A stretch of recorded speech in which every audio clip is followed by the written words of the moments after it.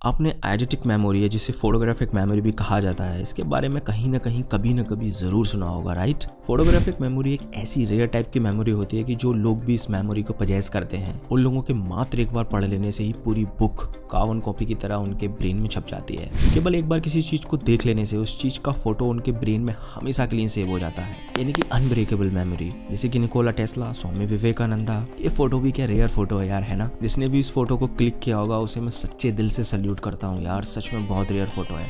खैर, Nikola Tesla की biography पढ़ते समय मुझे आइडेंटिक मेमोरी के बारे में पता चला। उसके बाद से मैंने इंटरनेट पर एंशिएंट योगा से लेके साइंटिफिक स्टडी तक बहुत सारे आर्टिकल्स पढ़े, बुक्स पढ़ी, बस ये जानने के लिए कि सच में वो क्या चीज है जो कि इंसान के माइंड को इतना इंटेलिजेंट, ब्रिलियंट और जीनियस बनाती है। सो ये वीडियो मेरी उसी नॉलेज का एक रिप्रेजेंटेशन है और इस वीडियो में दी गई एक एक इन्फॉर्मेशन आपके बहुत काम आ सकती है। तो इसलिए इस वीडियो को लास्ट तक देखिएगा। So let's get started. First point जो मैं आपको बताने जा रहा हूँ वो है ओजस एक्यूमुलेशन, या जिसे वेस्टर्न वर्ड में सीमन रिटेंशन भी कहा जाता है। पहले हमारे देश में एक प्रथा थी, गुरुकुल प्रथा, जिसमें कि बच्चा जैसे ही 13 साल का होता था उसे पढ़ने के लिए गुरुकुल भेज दिया जाता था और जब तक वो 25 साल का होता था तब तक वो वहीं रहता था, राइट। इसके पीछे का साइंटिफिक रीजन पता है क्या है कि 13 साल का होते ही बॉडी सीमन बनाना शुरू कर देती है और जब तक हम 25 साल के होते हैं तब तक हमारा प्रीफ्रंटल कॉर्टेक्स, यानी कि हमारे दिमाग का वो हिस्सा जो हमें इंटेलिजेंट और जीनियस बनाता है, वो डेवलप होता है। इसलिए गुरुकुल्स में 25 तक ब्रह्मचर्य का पालन करना अनिवार्य होता था। अब आपको सेक्सुअल एनर्जी और ब्रेन डेवलपमेंट के बीच की लिंक समझ आने लगी होगी।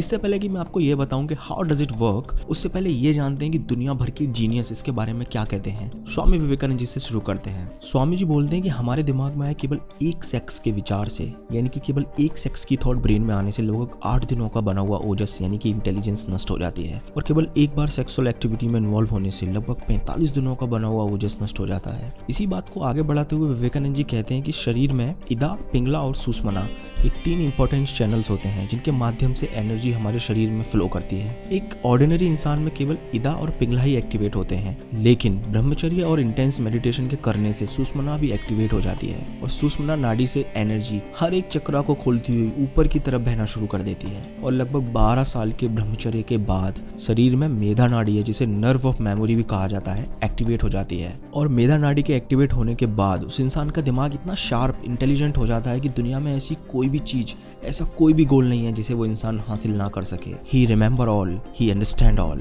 और न केवल विवेकानंद जी बल्कि स्टीव जॉब्स, इंडिया के गामा पहलवान से लेकर great genius Leonardo da Vinci, Sir Isaac Newton, Nikola Tesla, आप यहाँ देख सकते हैं, सोक्रेटिस, पाइथागोरस, माइकल एंजेलो और भी काफी बड़े बड़े लोग हैं जिन्होंने सेक्सुअल एनर्जी की इंपॉर्टेंस को समझते हुए उसे वेस्ट करने की बजाय दुनिया को बदलने में लगाया है। इस लिस्ट की लिंक मैंने आपको डिस्क्रिप्शन में दी है, प्लीज वहां से जरूर चेक कीजिएगा। नाउ मैं आपको इसके पीछे का साइंटिफिक रीजन बताता हूँ कि how does it work. Food digestion के प्रोसेस में सबसे पहले हमारी छोटी आंतों में छिली यानी कि बॉडी फ्लूइड बनता है। छिली से बनता है ब्लड और ब्लड से बनता है मांस, मांस से बनता है फैट और फैट से आती हैं हड्डियां और हड्डियों से बनता है बोन मैरो, फिर जाके बोन मैरो से बनता है सीमन, आयुर्वेद में जिसे वीर्य भी कहा जाता है। इस प्रोसेस को पूरा होने में लगभग 64 दिनों का टाइम लगता है और 64 दिनों के बाद अगर बॉडी से सीमन इजैकुलेट यानी कि बाहर नहीं निकलता तब अगले 3 हफ्तों तक सीमन एपिडिडिमिस में स्टोर रहता है और लगभग 84 दिनों के बाद बॉडी सीमन को ब्लड में एब्जॉर्ब करना शुरू कर देती है, जिससे बनता है फाइनेस्ट ब्रेन एंड बॉडी। ये देखिए, the ancient Vedas of India speak extensively on the retention of semen for determination, optimism, confidence, willpower,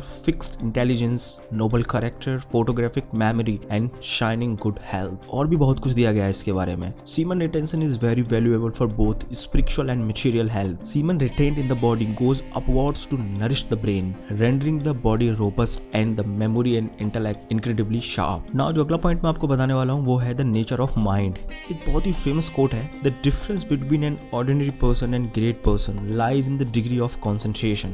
So concentration के आधार पर 3 तरह के माइंड होते हैं। First monkey mind, second concentrated mind, third blast mind, monkey mind. दुनिया में लगभग 90 to 95% लोगों का दिमाग इसी कैटेगरी में आता है। मंकी माइंड आप नाम से ही समझ गए होंगे, जैसे कि एक बंदर कभी शांति से नहीं बैठ सकता, ऐसे ही मंकी माइंड। मंकी माइंड में एक थॉट के बाद दूसरी थॉट, कभी यहाँ तो कभी आसमान में, कभी ये थॉट तो कभी वो। अकॉर्डिंग टू स्टडी एक ऑर्डिनरी इंसान के दिमाग में आने वाली 90% थॉट्स बेकार, यूजलेस होती हैं। अब आप खुद सोचो कि इतनी सारी बेकार थॉट्स के साथ कोई इंसान कैसे इंटेलिजेंट हो सकता है। गुड न्यूज इज दैट कि मंकी माइंड को कॉन्सेंट्रेटेड माइंड में बदला जा सकता है। कॉन्सेंट्रेटेड माइंड का नेचर ऐसा होता है कि वो फ्लो में वर्क करता है। अगर कॉन्सेंट्रेटेड माइंड वाले इंसान का दिमाग किसी चीज में लग जाए तो समझो लग गया, फिर उसके दिमाग में कोई फालतू के विचार नहीं आएंगे। ऐसे दिमाग वाले इंसान घंटों तक बिना रुके काम कर सकते हैं। कॉन्सेंट्रेटेड माइंड से भी ज्यादा पावरफुल होता है ब्लेस्ड माइंड। इसे भी आप नाम से ही समझ गए होंगे। ऐसा दिमाग दुनिया में बस कुछ गिने चुने लोगों के पास ही होता है और ऐसे लोगों का अपने दिमाग पर पूरा कंट्रोल होता है। ज्यादातर ऐसे दिमाग वाले लोग शून्य की स्टेज में रहते हैं, यानी कि थॉटलेस स्टेज। और जब ऐसे लोग कोई भी वर्क करते हैं तो इनका कंसंट्रेशन इतना इंटेंस होता है कि एक बार उस वर्क को करने के बाद फिर दोबारा उन्हें उस काम को करने की जरूरत नहीं पड़ती।